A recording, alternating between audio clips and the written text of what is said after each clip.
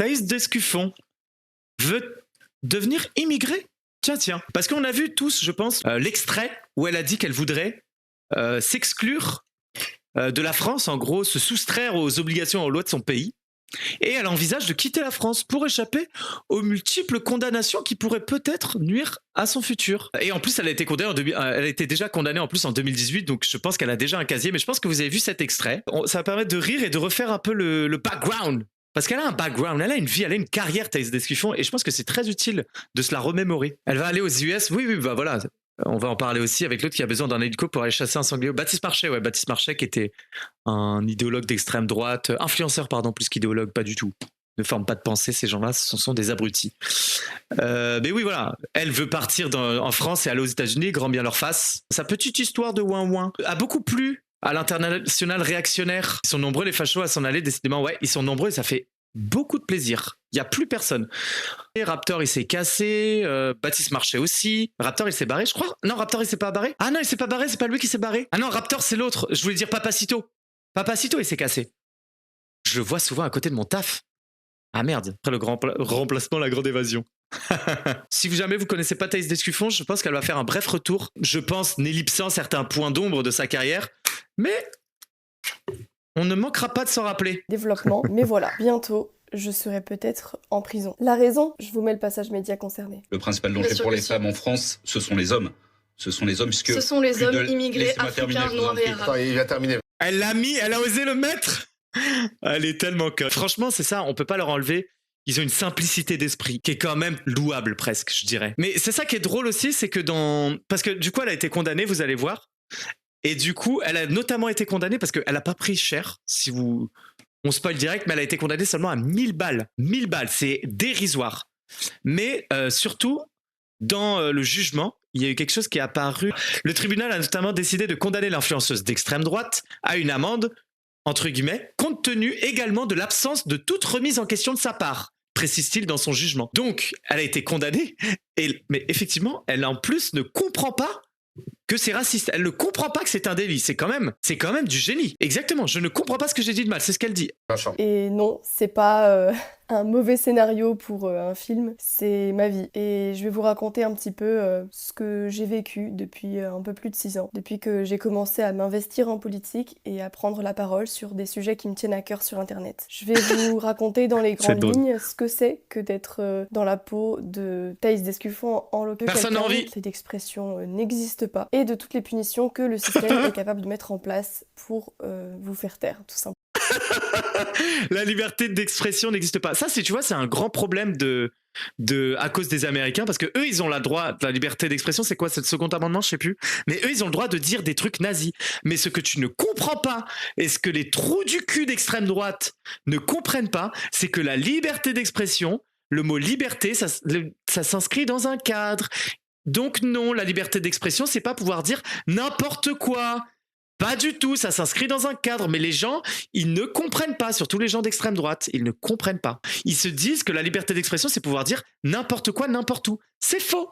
La liberté d'expression, c'est pas ça. On n'est pas aux États-Unis. Même si aujourd'hui, il y a une forme d'impunité, ce n'est pas de la liberté d'expression d'être raciste. C'est un délit.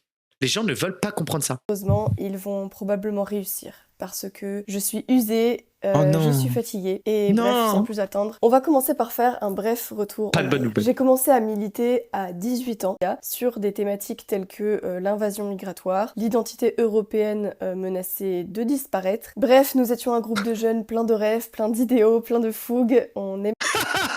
Elle a dit rêve à ça. Oh, plein d'idéaux, plein de rêves, plein de fougue.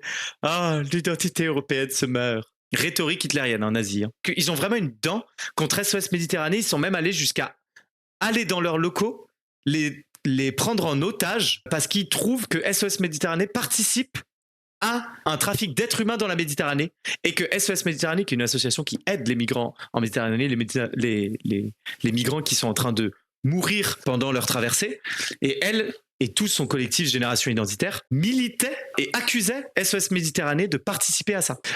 J'espère qu'elle en parlera pour la prise d'otage. Ça, c'était après. Les bateaux, c'était avant là, ce qu'elle a fait en marge des côtes libyennes. Nous avons déployé une frontière symbolique dans les Alpes, dans les Pyrénées, pour alerter également sur la porosité de nos frontières. Mais nous avons mis une banderole pour rétablir les frontières.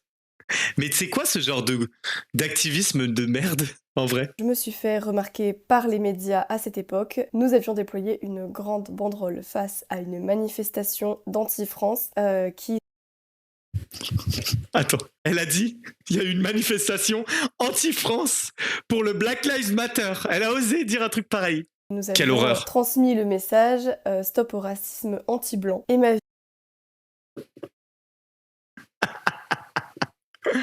Elle est excellente. Non, franchement, elle est exceptionnelle. Elle a dit la menace anti-France, la manif anti-France, parce qu'il disait Black Lives Matter.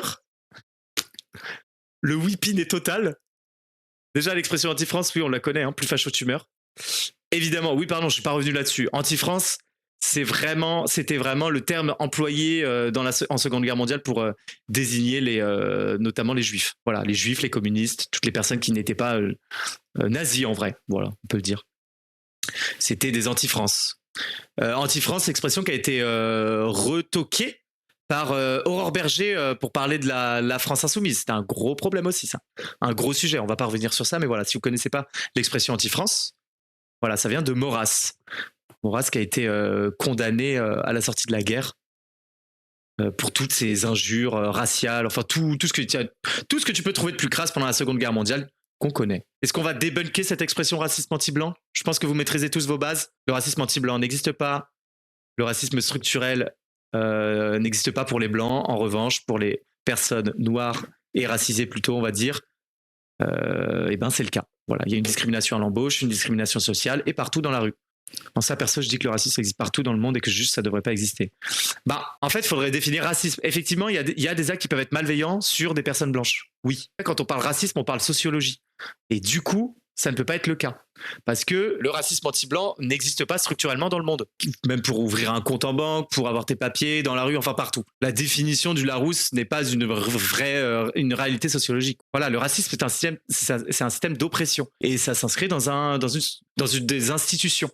Le racisme anti-blanc n'existe pas dans les institutions et dans le cadre sociologique. Voilà. Donc elle était devenue porte-parole de Génération Identitaire. Génération Identitaire, c'est un groupuscule qui s'est fait depuis en 2021 d'ailleurs, qui a été dissous par Gérald Darmanin. Et puis j'étais très jeune à l'époque. J'ai fait mes premiers plateaux télé, je suis passée à Balance ton poste. Je pense être devenue la première vraie influenceuse de droite sur les réseaux sociaux à avoir Nous attirons trop l'attention. Nos comptes Twitter sont suspendus les uns après les autres. Oui, vos comptes Twitter sont suspendus parce que vous dites des trucs racistes. Mais je souhaite quand même continuer le combat, donc je lance ma chaîne YouTube à l'époque. Je suis successivement bannie de Facebook, d'Instagram, de TikTok et... Tu vois, ça c'est la censure. Hein. Ça c'était la bonne vieille censure. Hein. La censure gauchiste. La meuf, elle se plaint de la censure. Meuf, tu es raciste, t'es dingue.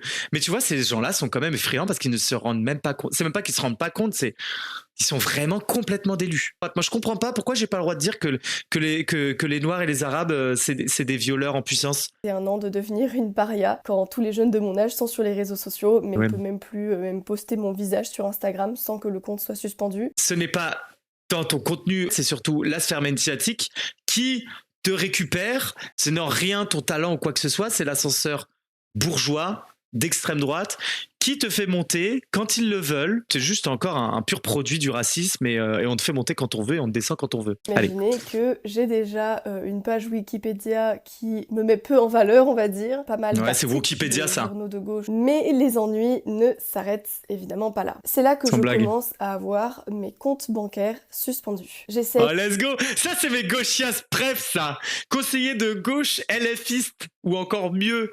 du NPA ou de LO, qui a vu ce petit nom, bon après, qui travaillait en banque au NPA ou à LO, j'y crois pas. Petit LFiste là, qui Thaïs Descuffon, de son vrai nom, Anne-Thaïs du Tertre d'Esquefan. Hop, supprimez son compte. Allez, dégage. Et donc, avec le conseiller Crédit Mutuel, nous créons le compte, mais lorsqu'on rentre mon nom et mon prénom. Crédit Mutuel.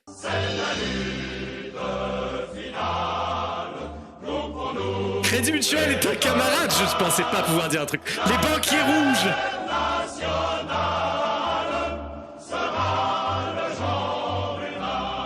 Les banquiers rouges existent. Ah, c'est excellent. Oh là là, incroyable, les banquiers sont des camarades, je hurle. Le meeting à Londres où elle arrive sur scène en femme voilée pour se dévoiler, au secours. Attendez, je sais pas si vous étiez là, c'était il y a 2 semaines, si vous avez pas vu ça. Mesdames et messieurs, Alice Cordier.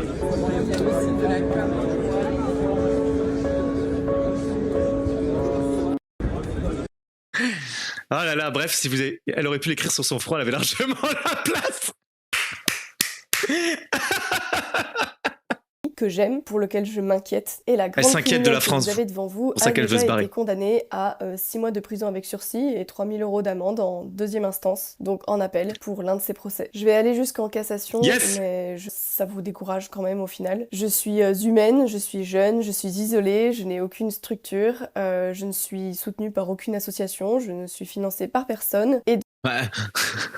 Tu n'es soutenu par aucune association parce que l'extrême droite n'aime pas les associations. Ça ne les intéresse pas. Donc effectivement, par contre, t'es suivi par tous les influenceurs d'extrême droite. Ça, ils t'adorent, eux, hein. Ils t'adorent. comme il était impensable pour moi de me lisser sur mon avis, j'ai préféré tout simplement ne plus les aborder pendant quelques temps et changer de thématique. J'ai notamment parlé des relations hommes-femmes qui m'intéressent aussi, mais Non mais, elle est insupportable. Je vais arrêter de parler politique parce que bon, je suis un peu trop. Mais quand même, dans les relations hommes-femmes, il n'y a pas un problème. Les Arabes, elle est insupportable. La meuf, elle s'est dit, j'ai changé de thématique. Elle a juste continué son racisme sur exactement la même chose. je ne suis pas du genre à dire des choses que je ne pense qu'à moitié pour simplement éviter des questions de censure et sans vouloir faire une course à la pureté idéologique. J'adore les phrases comme ça. Sans vouloir faire la pureté écologique, sans vouloir être raciste, généralement, à chaque fois que tu dis ça, c'est l'objectif, c'est ça. Je veux pas compter les points, mais j'ai été plus loin. J'en ai fait plus. Beaucoup de personnalités de droite et donc des médias également considèrent que je vais trop loin. Aux États-Unis, ça aurait été très différent, mais on est en France et Oui. la droite est beaucoup trop frileuse. En tout cas, c'est Non. considéré donc comme Oh, trop c'est radical par mon propre camp. Mais quel sponsor tu as quand t'es ouvertement raciste? Par pitié, c'est quoi? Ça se dit patriote, mais ça passe son temps à critiquer la France. Non, mais en plus, si la France te convient pas comme elle est, mais casse-toi, va aux États-Unis, va rejoindre Baptiste Marchais, là, va chasser le sanglier avec un hélicoptère. Nous casse pas les couilles ici, quoi. C'est quand même fou de dire. Mais voilà où l'opinion. Moi, j'arrête pas de le dire sur ce stream, j'en ai ras le cul, mais l'opinion, en fait, faut arrêter avec ça. Hein. Faut arrêter avec l'opinion, comme quoi il faudrait respecter les opinions. Déjà, tes opinions, non, c'est faux. En fait, moi, je ne crois que la vérité scientifique. Ton opinion, si c'est de dire la Terre est plate, si ton opinion c'est de dire cette personne-là est biologiquement moins forte, moins intelligente que moi, c'est pas une opinion. Ça nous fait perdre du temps sur des vrais débats. Non, il n'y a pas d'opinion sur l'écologie. Il y a une vraie réponse, il y a des vraies statistiques, il y a des faits. Et au bout d'un moment, renier ces faits, c'est pas une opinion. On perd du temps sur ça. Je n'en peux plus de ça. C'est pas une censure. Ton opinion, on s'en fout, ça ne veut rien dire. Il y a des faits. Donc ferme ta gueule. Ton homophobie, ton racisme, tout ce que tu veux, ce n'est pas une opinion. Fin. Arrêtons avec ce débat d'opinion, de liberté d'expression. En fait, on oppose tout le temps opinion, liberté d'expression et censure, mais ces mots-là, la majorité des gens qui l'utilisent ne savent pas de quoi ils parlent. C'est des mots creux, c'est des mots qui sont un peu complexes à percevoir, et quand tu réfléchis pas comme ces crânes d'œufs là, et ben forcément tu ne comprends rien à la vie. Et c'est insupportable. Donc bon, je suis encore en campagne pour arrêter avec ce mot-là. Le mot opinion n'a aucune valeur. Ne veut rien dire. Ton opinion, on s'en bat les couilles. Elle est toute contente, elle s'est dit, bah oui, bah regardez. J'ai dit ce que tout le monde pense sous bas. Mais par pitié que les juges la reprennent. Ils disent, attends, tu le redis partout, t'en es fier, tu ne comprends pas que t'as fauté, que c'est un délit. 1 000 €, 10 000 €. 1 an de prison ferme. Allez, dégage. Donc elle a subi un V. Elle va voir les flics. Comme le vôtre, il y en a plus de 4 000 rien que dans votre arrondissement. Donc Des profils comme le vôtre, il y en a 4 000 dans leur arrondissement. Ok. Je pense aussi que la police n'a peut-être pas forcément déployé beaucoup d'efforts pour le retrouver, notamment parce que je suis exposée médiatique. Une fille engagée contre l'invasion migratoire qui dénonçait justement ce type de danger et de répercussions sur la sécurité des Français. En tout cas, le fait est que 1 an plus tard... Bon, bref, du coup, on va parler de ça. Ça, c'est du concernisme. C'est exactement ce que tu dis, bien de la preuve anecdotique. En fait, tu pourrais avoir un vrai... truc, oui, effectivement, elle a raison, les flics s'en foutent. Oui, c'est ce qui se passe, c'est ce qu'on voit, c'est ce que toutes les féministes, les vraies féministes disent.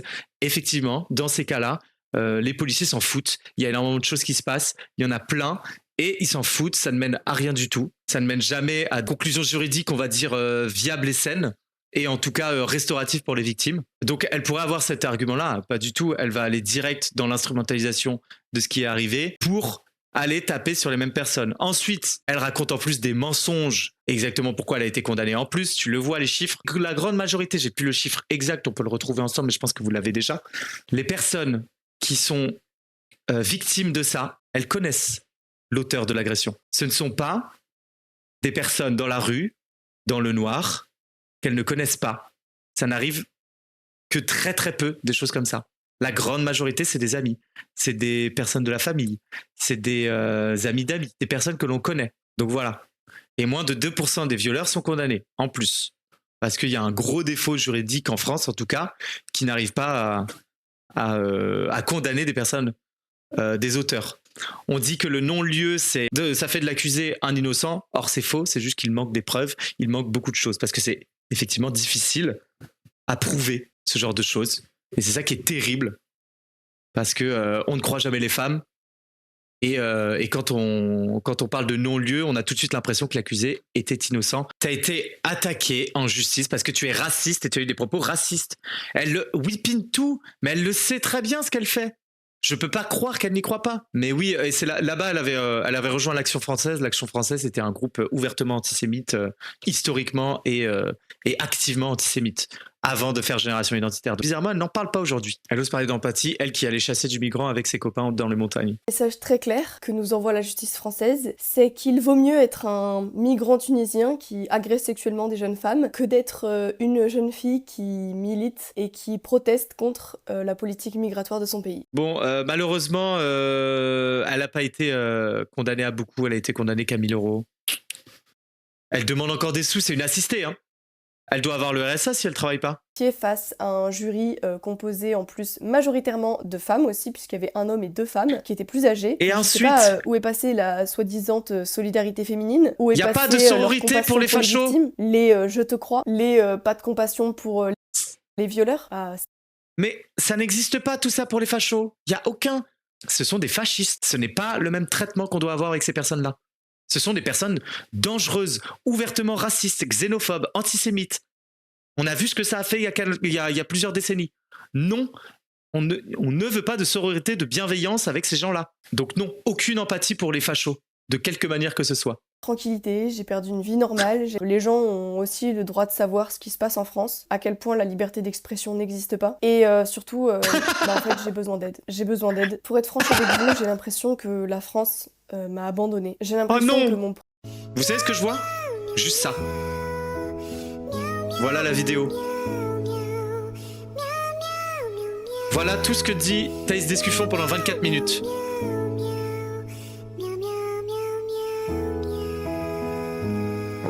C'est tout ce qu'elle fait, c'est tout ce qu'elle fait. Aujourd'hui, mon compte Instagram, le 15e que j'avais créé et qui était à 100 000 abonnés, a été suspendu. Voilà. Mais c'est son 15e compte, mais arrête, lâche la rampe, lâche l'affaire, Thaïs. Pourquoi passer de l'énergie comme ça ? Moi, si je me fais ban Twitch 1 fois, 2 fois, j'irai pas 15 fois, c'est quoi cette tuche ? Bon, tu peux te faire suspendre ton compte Insta 1 fois, mais pas 15. Tu peux te faire suspendre ton compte, bon, 2 fois, ok. Non, mais elle fait que du miaou, miaou, miaou, miaou. Elle se plaint des assistés, mais elle l'est. A été banni pour, je cite, organisation dangereuse. Je suis d'accord avec elle. Il faudrait que plus de gens soient persécutés comme elle. Le Jean Messia, là, le Éric Zemmour, le Sarah Knafo, le Alice Cordier. Moi, je ne comprends pas pourquoi ces gens-là œuvrent en toute liberté. Hein. Donc, je suis en total accord avec Thaïs Descuffon, ouais. Total d'accord avec elle. Je fais appel à vous, à votre générosité, pour m'aider dans mes frais d'avocat. Bon, dans le chat, est-ce qu'on met sa cagnotte, là, s'il vous plaît ? Si vous avez un peu de sous qui dorment, là. Plutôt que vous abonner à moi, est-ce que vous pouvez pas plutôt donner des petits sous à Thaïs, là, elle en a besoin, là. Et voilà, vous subez à la chaîne, et moi, je m'engage, comme Jean Messia, à le donner à Thaïs, à donner l'intégralité de la cagnotte. Voilà. Je m'engage. Personnellement. Incroyable ce qui est arrivé à Thaïs quand même, hein. Total soutien. Du coup, qui veut s'expatrier aux États-Unis, du coup, j'imagine. Donc, c'est-à-dire maintenant, en plus, quand t'as la justice contre toi, tu veux te barrer. Déjà, ce que j'adore, c'est vraiment là, les juges commencent à en avoir ras le cul de l'extrême droite qui se sent impunis, qui se sentent pousser des ailes, qui vont franco dans la dégueulasserie. Ça me fume aussi qu'elle parle de harcèlement. Elle parle de harcèlement juridique. Bon, comme si les juges rouges existaient. Bon, on a vu que la fille, et notamment Rima Hassan, se faisait harceler. Vraiment, par exemple, Rima Hassan, elle, en moins de 2 ans de mandat, parce qu'elle est députée depuis moins de 2 ans, elle a eu genre 23 plaintes. 23 plaintes, toutes ont été classées, sauf 3, là, qui sont encore en cours. Donc bon, le harcèlement et les juges dits politiques, bon, ça n'existe pas pour l'extrême droite. C'est toujours l'extrême droite qui se plaint de ça, alors que bizarrement, ça ne les atteint pas trop, quoi, pour l'instant. En vrai, bon, elle a passé sur son passé trouble. Elle a pas dit qu'elle a participé à une prise d'otage de la SOS Méditerranée. Elle a pas dit les trucs les plus dégueulasses. Hein. Bon, étrange. Mais où un truc elle démord pas, c'est vraiment qu'elle est raciste. Mais ça elle le dit et on t'aimant. Ah, je le redis ici, hein, je ne regrette absolument pas.